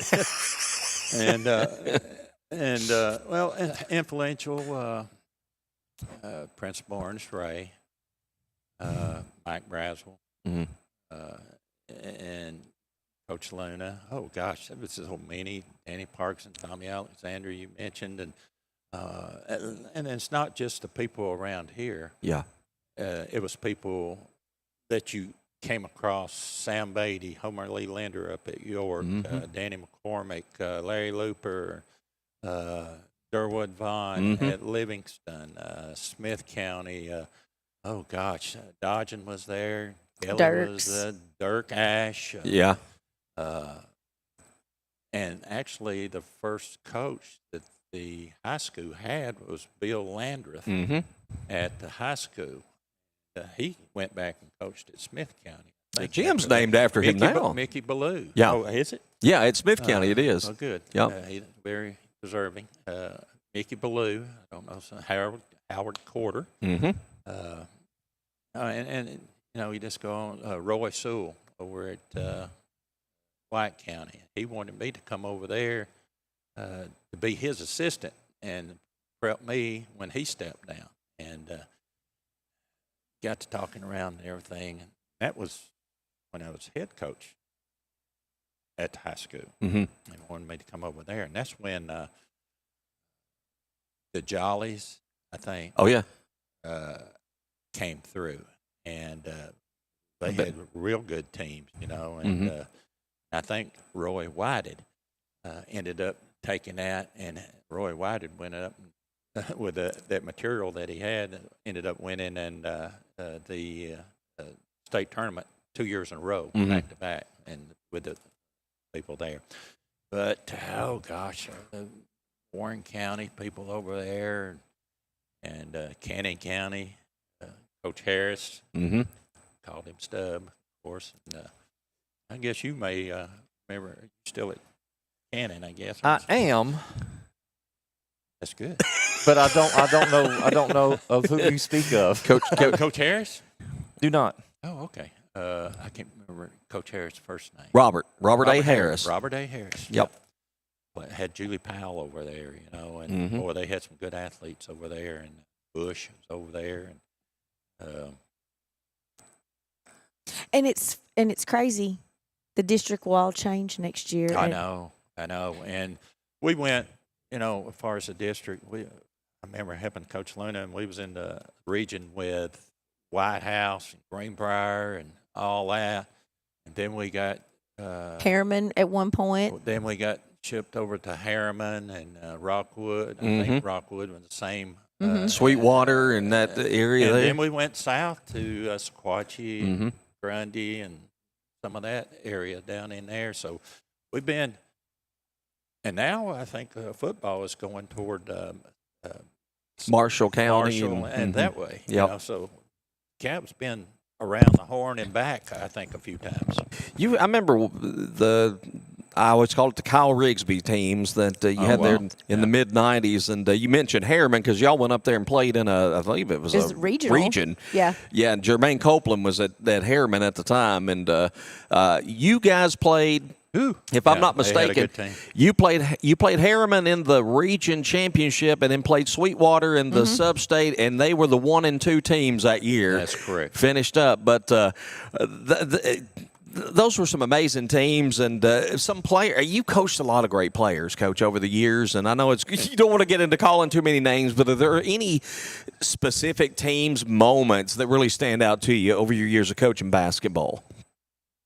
Well, winning the district tournament 2 times, the team, the personnel that was on it in basketball, and going to sub-state, and that's one of the years that we won the district tournament. And, my first year as the boys basketball coach, we went 5-25. And I thought, oh God. we don't bring up first years. Well, I said that'd never happen again. Yeah. And it didn't. We had, 500 or better teams. The year that Sean Driver and Kevin Rigsby and some of them, that was a good team. I think I had 7 seniors that year. We went to the region semifinals, and it was a good little country's, what we call country school, I guess, but going and playing Kingston and some of these Chattanooga teams. Yeah. I remember going to Chattanooga Howard and McMinn Central and some of those places. It's those players or moments, other than those, of course, I think Coach Foster used to say, Kelly said, now Kelly's going to be the next Kyle Rigsby or Randy Jennings. And she was pretty daggum good. But, they stood out, Aaron Elmore, Kyle and Aaron, and, there's so many names. Ike Phillips, Ike used to, when we practiced, when we practiced, he'd be running down the court, and of course, other teams kind of caught on, and they'd start moving over in front of him and taking charges. And we get in practice. I said, Ike, you can't run over people like that. He said, well, you got my way, Coach. He brought football. He sure did. I'm thinking that the whole way. You start talking Ike Phillips, you got a football player, it just happens to be dribbling. And Ike, I think, was a 3-sport all 4 years. He was, yeah. And I think Jamie Hendricks might have been a 3-sport. I know he played baseball. I can't remember if he played football or not, but he played football. Okay, then he did. Then he was. So, yeah, and Jeremy Davis, Brian Officer, some of them, Joe Ray, John Duke, some of them that was in that 2001, I think, that we won the district, I believe. Yes, we did. And then my last year coaching basketball, we went 4-19. 4-19, yeah. And I said, you bookended it. Yeah. I said it wasn't going to never happen again, but it did. So, but it got to be. I was doing boys basketball, and of course, sports now. At that time, started going year round. I mean, you had to have a yearly calendar, in which I did, and started scheduling stuff in the summer and in the fall, and you know, we used to put on a little individual tournament, individual camp, basketball camp. And Kelly used to run my concessions, and I got to play. If there was an odd number, I got to play, but I couldn't. I couldn't show them up. But I couldn't show them up. I always had. I couldn't do better, or I would get taken out. You go back to the concession stand. I had to go back to the concession stand. So I learned real quick not to shoot. I could just dribble and pass. I got told real quick, no shooting. But I loved that camp. Yeah. Yeah. It was a great camp, and for $50. You know, you couldn't pay a babysitter to keep your kids. And we went 4.5 hours. I think it was 5 nights a week. 5 nights a week. Wow. No, and no air conditioning. Oh, yeah. The only air conditioning you got was when you walked from the high school to the middle school. And we used all 3 gyms. Yeah. The 2 middle school gyms and the high school gym. But as far as players and people, you know, I wished I could. And I did write a bunch of names down, but you've mentioned a bunch. Yeah, it's just and all influential. And the players, you know, I know not only I hope they learn some characteristics and traits and things. I wasn't always the best coach in the world, but I tried to do what was right and. To give my best. I'm gonna. This is gonna be the last thing I'm gonna bring up because I talked to one of your former players. I won't call his name because I didn't say I was going to share this on air the other day, and we were talking about coaching today and how much things have changed. And his statement was, a lot of guys didn't like to play for Coach Bond because Coach Bond was tough, but I liked playing for Coach Bond, and I had tremendous respect for Coach Bond because he was tough and he brought out the best in who we were. And that statement really stuck to me, knowing that we were going to talk to you this week. Do you think you could coach in this era going back? I'm not saying, but if you were 20 years younger, could you coach in this era with the way things have changed? Do you think the way you coached would translate, or has it changed so much in what you see that it would be difficult, you being a tough and fair coach? Would it be harder now than it was? He's looking around like yes, it would be harder.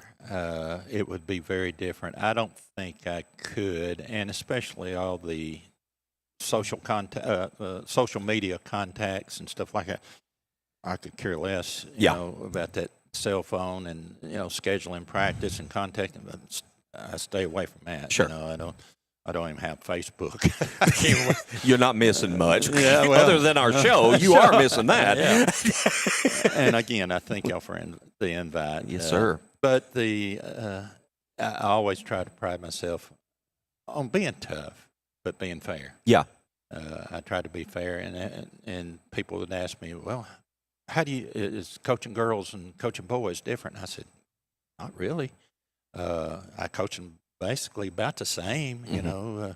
I had boys to cry on me, and I've had girls to cry on me, and then I've had them to celebrate and do all that. But you can't touch a player now like we used to. Yeah.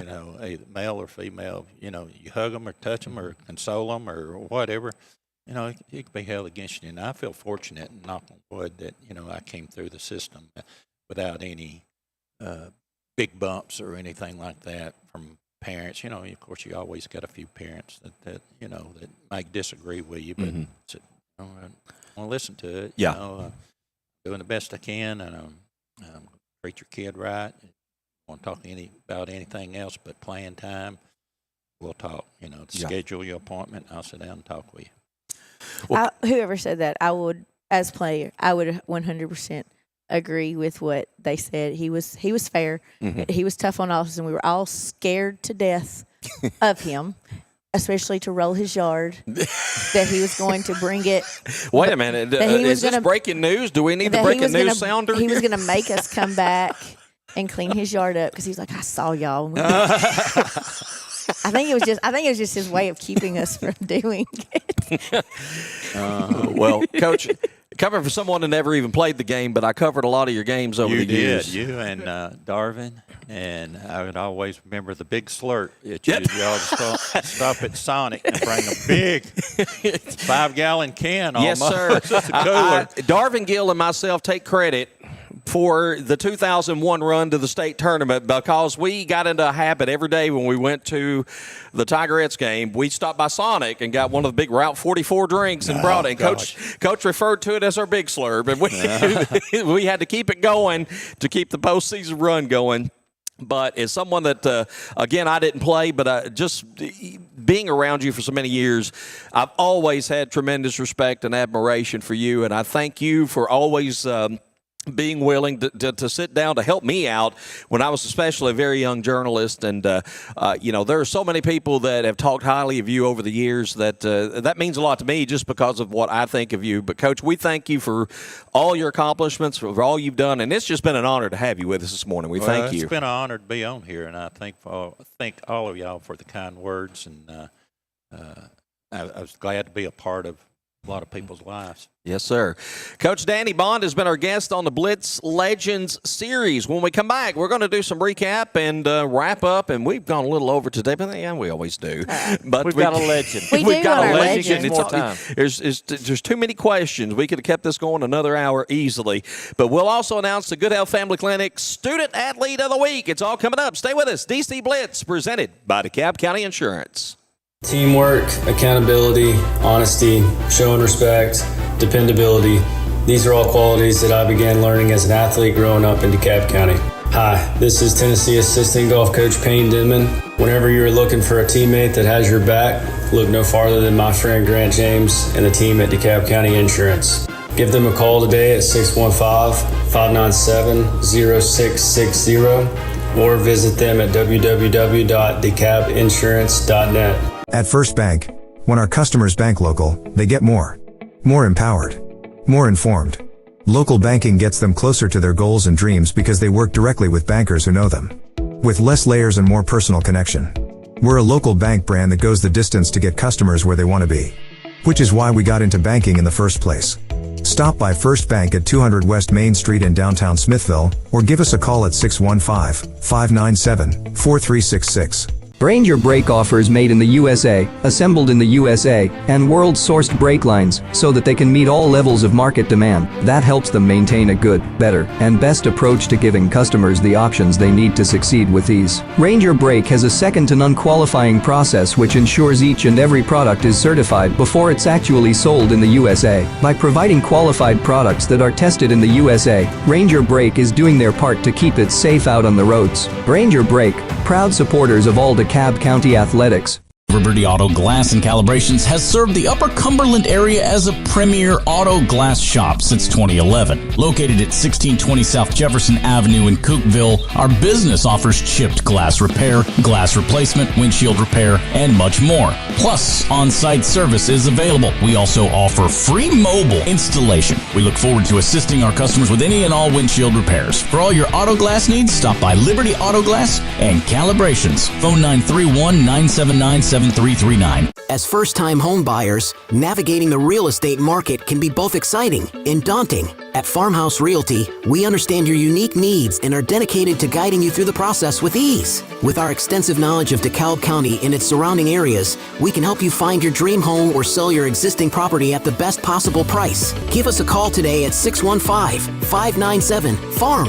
That's 615-597-3276, or check out our listings at farmhouserealty.org. Prompt, professional, and courteous healthcare services. That's what you find when you visit Good Health Family Clinic, 414 East Broad Street in Smithville. When you're on the go, you can't afford to be sick. The staff at Good Health Family Clinic is committed to getting you back on your feet and feeling better as soon as possible. They are locally owned, so you know you're being helped by people from right here at home, who you know and trust. Good Health Family Clinic accepts most insurances and is currently accepting new patients. Call to schedule an appointment, 615-597-4432. Good Health Family Clinic. Your family's good health is our mission. Bad Boy tractors are born from the legendary Bad Boy mowers from 20 to 35 horsepower. Subcompact to midsize, Bad Boy combines power, performance, comfort, and, as always, builds strength to deliver the workhorse dependability you need to get the job done and done right. Homeowner, landscaper, or rancher, there's a Bad Boy tractor for you to work with an attitude. Find your Big Boy tractor at Southern Landscape Supply, 611 Rich Froning Way in Cookeville. Visit them online at thesouthernlandscapesupply.com. Smithville FBC is proud to support DC Blitz and all DeKalb Sports. We have a place for you to call home on Sunday mornings and Wednesday night. We have nursery available. Pre-K through 5th graders are welcome to join Faith Kids. 6th through 12th graders are welcome to join FBC students, and everyone's outside of that is welcome to join all of our adult ministries. We meet Wednesday nights at 6, and Sunday morning small groups begin at 9 with worship at 10. Join us at Smithville FBC. It's a place to call home.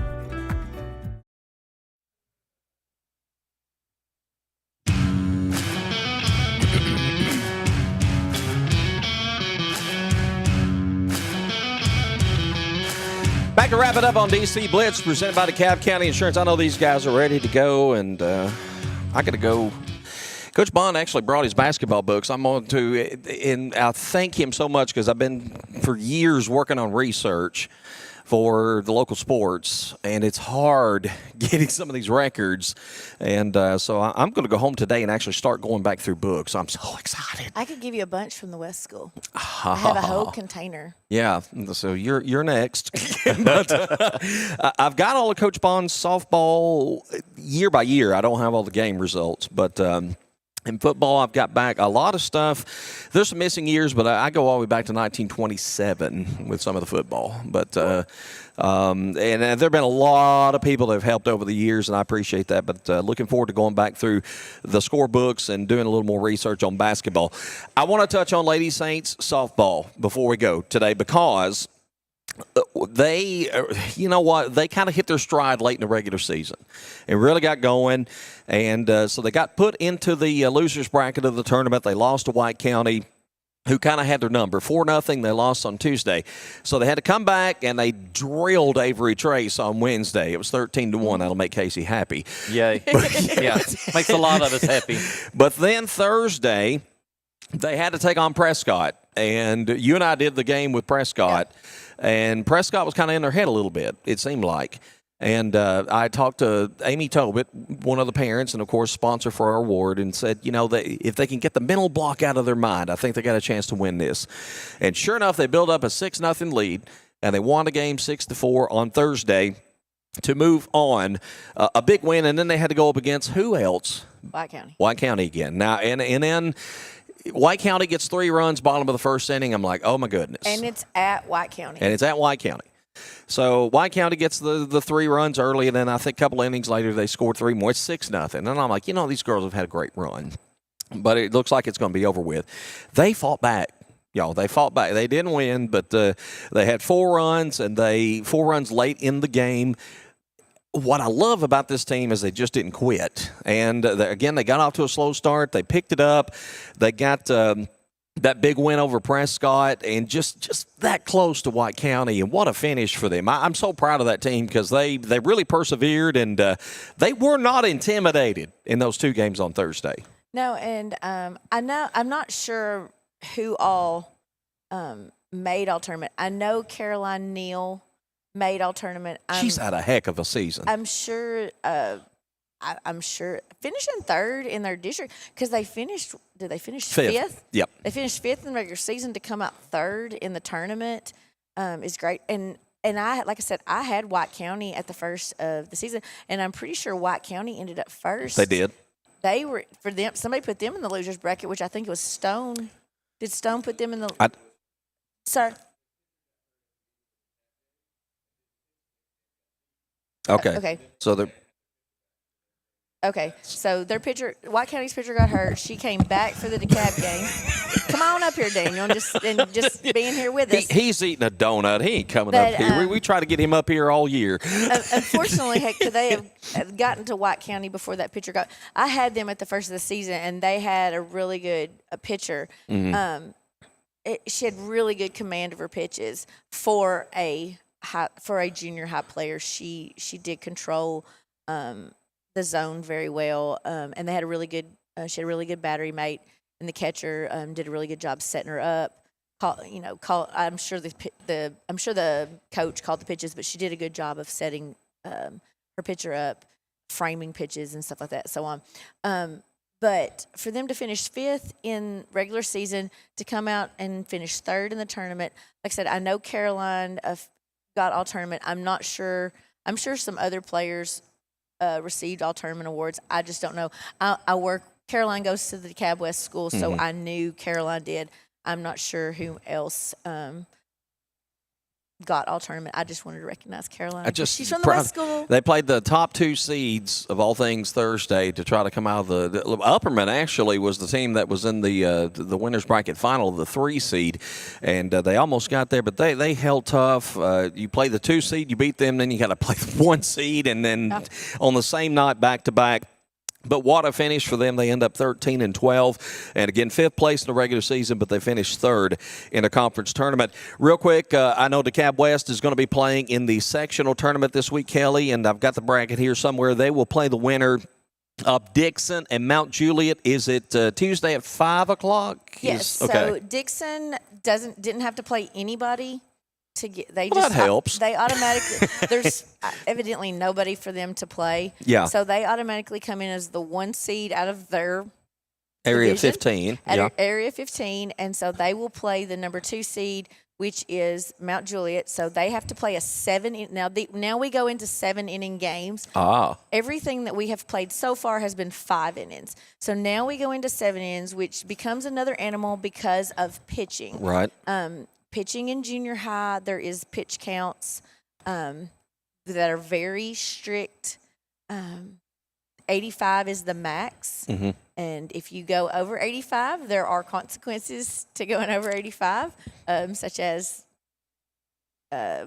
forfeit the game. Well, it's not a forfeit. They can, if you go over 85, the coach is suspended for the next game, and the game is supposedly, I guess, what you would call a forfeit. You automatically lose the game. I don't know. You have to appeal that to TSSAA. I don't know. It's a whole big thing. Luckily, we won it in 10 innings, and we didn't have to do all of that with Upperman. Right. That's a whole nother story that we're not even going to get into.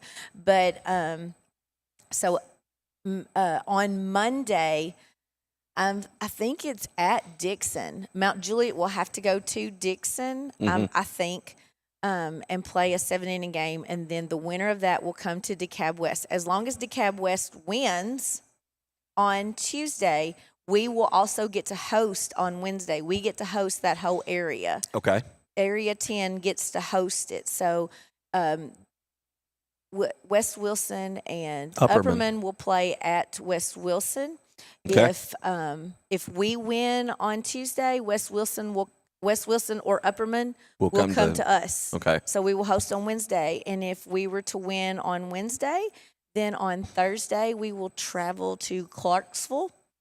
And you would play 2 games. You would play Thursday and Friday, no matter what. There is a consolation game, no matter what. So you would play. There would be two games, no matter what. Thursday and Friday. So Casey may need an airplane, no matter what, if we can make it to state. I hope they're not going to let him fly that thing. That's all I got to say. Well, I suggest Miss Farler had already looked ahead. And I said, well, maybe we could ask them if we could have the 1 o'clock game, and since it's our graduation, and maybe they would swap the single A game with the double A game, but I don't know. Okay. Well, we're hoping, and we're not going to fully say we're going to broadcast Tuesday yet, but because there's so much going on, we're going to have to figure our schedules out. We're looking at soccer Monday, West School Tuesday, hopefully, if the weather don't get all wonky on us. So West would be home Wednesday if they win, and then we'll have some decisions to make because we've got some sponsorships on softball, and of course we've been reaching out for sponsorships for postseason. So we'll juggle. We'll do the best we can. And here comes Daniel. All tournament. Put the headphones on. All tournament is Kennedy Odom, Aubrey Fuson, Caroline Neal was all tournament. Thanks to Craig Hale for that info. Thank you for that. So Sorry, those three. I didn't know. I just, like I said, just knew Caroline because of she goes to my school. Okay. So, of course, follow the Blitz Facebook page. We do our best to keep you up to date on everything that is going on, and we'll be working with weather. The coaches have been fantastic parents to keep us up to date when things change. We really do appreciate that. So busy week coming up. We'll keep you posted as best we can. Last thing, and we're out the door, is the Good Health Family Clinic Student Athlete of the Week. We had 2 nominees this week, 2 very worthy nominees this week. The winner is James Mata of the DeKalb Middle School Saints soccer team. James had 2 goals in a conference win over Fentress County in the regular season next to finale, not finale. The finale was against Avery Trace, where he had a penalty kick after the Saints had rallied from 2-0 down, got a penalty kick and scored to make it 3-2, and the Saints win that match and the regular season championship. That's a huge accomplishment there. So James Mata, the Middle School Saints soccer team, this week's Good Health Family Clinic Student Athlete of the Week. Big thanks to Coach Ethan Duke, Zayleigh Bain, Rylee Wilbur, and, of course, our legend in the house this morning, Coach Danny Bond. Coach Vance, anything before we go? Not a thing. Clear skies. All right. Coach is tired. Coach went to prom last night. Did you dress out? I did. I didn't do a tux, but I look. Did you do the chicken dance? I look snazzy. I do not dance anymore. No cha-cha slide or anything? Nope. Wow. Not Bummer. even, no, none Wow. of that. That's why we need to have a grown-up prom here at the Harvester. Bert would go for that. I bet you that'd be fun. Yeah, that would be a lot of fun. We'll have to mention that. All right, Kelly. Last thing before we go. Go out and support these teams. They're on a roll, especially the ones that are still in the tournament. Your girls softball, baseball, soccer. Go out and support these kids. Yep. Need your support.